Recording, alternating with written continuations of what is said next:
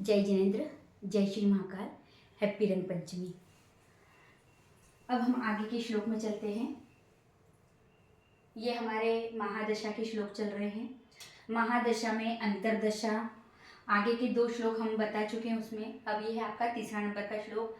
सवदशायां त्रिकोणेश भुक्तो केंद्रपति शुभम दिशेत सोपी तथा नो चेद संबंधेन पाप कृत।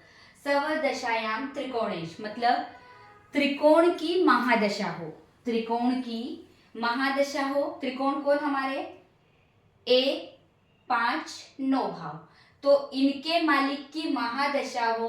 भुक्तो यानी अंतरदशा, केंद्रपति शुभम किसकी हो? केंद्र के पति की, मतलब केंद्र के मालिक की। कौन? 1, 4, 7 और 10, यानी त्रिकोण के मालिक की महादशा हो और अंतरदशा किसकी हो? केंद्र के मालिक की। दिशेत सोपी तथा नो चेद संबंधेन पापकृत। यदि इनमें, इन दशा में, दिशेत मतलब इस दशा में, यानी केंद्र के मालिक की दशा हो, महादशा हो और अंतरदशा केंद्र की हो, और उस दशा में इन दोनों का संबंध हो। किसका? त्रिकोण के मालिक का और केंद्र के मालिक का आपस में संबंध हो, तो उस दशा में शुभ फल मिलता है। और यदि संबंध नहीं होगा तो महादशा का मालिक अपना फल देगा और केंद्र दशा का मालिक अपना पाप फल देता है। यदि संबंध होगा तो शुभ फल देगा, और यदि संबंध नहीं होगा तो त्रिकोण का मालिक पाप फल देता है। केंद्र का मालिक पाप फल देगा त्रिकोण के मालिक की महादशा में, केंद्र के मालिक की अंतरदशा। एक बार वापस से समझ लो। त्रिकोण के मालिक की महादशा हो और केंद्र के मालिक की अंतरदशा हो, या केंद्र के मालिक की महादशा हो और अंतरदशा त्रिकोण के मालिक की हो, और दोनों में संबंध हो। किसमें? त्रिकोण के मालिक में और केंद्र के मालिक में। इन दोनों में संबंध हो तो अंतरदशा का मालिक भी अपना पूरा शुभ फल देता है। लेकिन यदि संबंध नहीं हो तो उस दशा में सिर्फ जो त्रिकोण की महादशा होगी तो त्रिकोण का मालिक फल देगा, केंद्र की महादशा होगी तो केंद्र का मालिक अपना फल देगा। जो अंतरदशा होगी उसका फल नहीं मिलेगा, संबंध नहीं होगा। तो अब इसे हम कुंडली से समझ लेते हैं। सवदशायाम त्रिकोणेश, त्रिकोण के मालिक की महादशा। अब त्रिकोण का मालिक कौन? मंगल, सूर्य और गुरु, क्योंकि यहाँ मेष राशि है, यहाँ सिंह राशि है और यहाँ धनु राशि, तो इनके मालिक है मंगल, सूर्य और गुरु। इनके मालिक की महादशा हो और अंतरदशा किसी केंद्र के मालिक की। अपना केंद्र कौन कौन है? मंगल, चंद्रमा, शुक्र और शनि। तो यहाँ इन दोनों ने राशि परिवर्तन किया। त्रिकोण के मालिक की महादशा और अंतरदशा मान लो शनि किया जाए।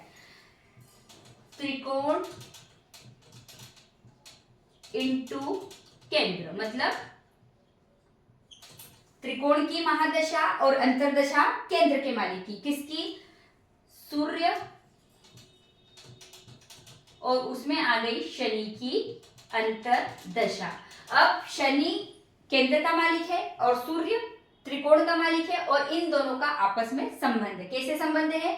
सूर्य की राशि में शनि विराजित है और शनि की राशि में सूर्य विराजित है, तो इन दोनों का संबंध आपस में राशि परिवर्तन। वो 4 प्रकार के जो संबंध है इसमें है आपस में राशि परिवर्तन, तो इनका आपस में राशि परिवर्तन हो गया है, तो इनकी दशा में शुभ फल मिलेगा। इनकी दशा में शुभ फल, जातक की दशा शुभ जाएगी अगर मान लो संबंध ना हो। जैसे सूर्य यहाँ विराजित है और शनि यहां विराजित हो जाए, तो सूर्य और शनि का संबंध नहीं है, तो सूर्य की महादशा का मालिक ही इसमें। अब ये शनि क्या हो गया?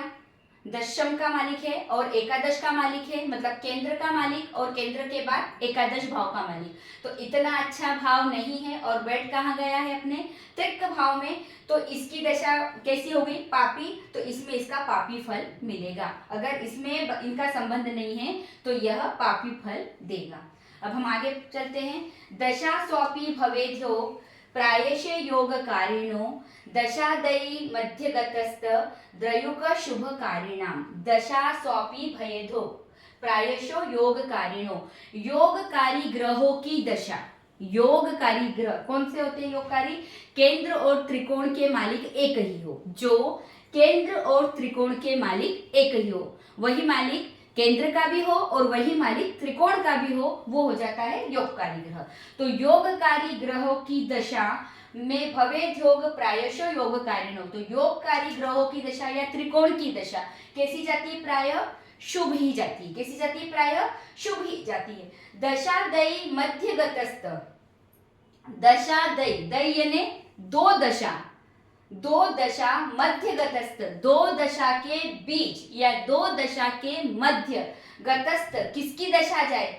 दयुक शुभकारिणाम, दयुक यानी गरीब, अयोग्य, यानी दो योगकारी ग्रहों की दशा के मध्य दयुक यानी अयोग्य या गरीब ग्रह की दशा आ जाए तो वह भी शुभ फल, उसकी दशा भी शुभ चली जाएगी। मैंने आपको आगे की वीडियो में दशाक्रम दिया था कि वर्ष दिए थे। सूर्य के सबसे पहले, फिर चंद्रमा, फिर मंगल, राहु, राहु के बाद है गुरु, गुरु के बाद शनि, शनि के बाद बुध, बुध के बाद केतु और केतु के बाद शुक्र। जो वो दशाक्रम अगर मान लो यहाँ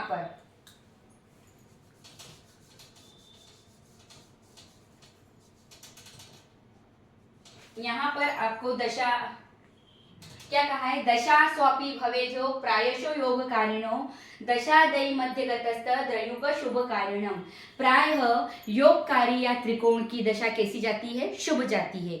इन दोनों दशाओं के मध्य, दो अयोग्यकारी दशा के मध्य, दो योगकारी दशा के मध्य किसी द्रयुक की दशा आ जाए, मतलब अयोग्यकारी ग्रह की दशा आ जाए तो वह भी शुभ फल प्रदान करने लग जाएगी। मतलब दो शुभ के बीच में एक अशुभ भी आ जाएगा तो वह भी शुभ फल प्रदान करने लगता है।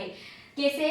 मान लो मंगल की दशा के बाद सूर्य की दशा है, सबसे पहले सूर्य, उसके बाद है मंगल और इसके बीच में आ जाए चंद्र की दशा। सूर्य की दशा, सूर्य के बाद किसका क्रम चलता है अपना? चंद्र की दशा, और चंद्र के बाद किसका चलता है? मंगल की दशा। अब यहाँ सूर्य कौन है? त्रिकोण का मालिक, मतलब इसकी दशा कैसी जाएगी? शुभ। उसके बाद मंगल कहाँ का मालिक है? त्रिकोण का मालिक, तो इसकी दशा भी कैसी जाएगी? शुभ। ये केंद्र का मालिक है कौन? चंद्रमा, तो इसकी दशा कैसी जाएगी? अशुभ। तो क्या कहा गया है? दो योगकारी दशा के मध्य कोई अशुभ दशा भी आ जाए तो वह भी शुभ परिणाम देने लग जाती है। अर्थात ये इसका आधा शुभ पना खींच लेगी, इसका शुभ पना खींच लेगी और ये भी शुभता में, और ये थोड़ी थोड़ी अशुभ हो जाएगी, क्योंकि इसके दोनों आगे पीछे इसके कैसे बॉडीगार्ड है? पावरफुल बॉडीगार्ड है, तो इसे किसी से कोई डर नहीं है। तो ये था अपना केंद्र का मालिक, इसलिए इसकी अशुभ दशा। ये हो गए आपके दोनों श्लोकों के अर्थ। जय जिनेंद्र।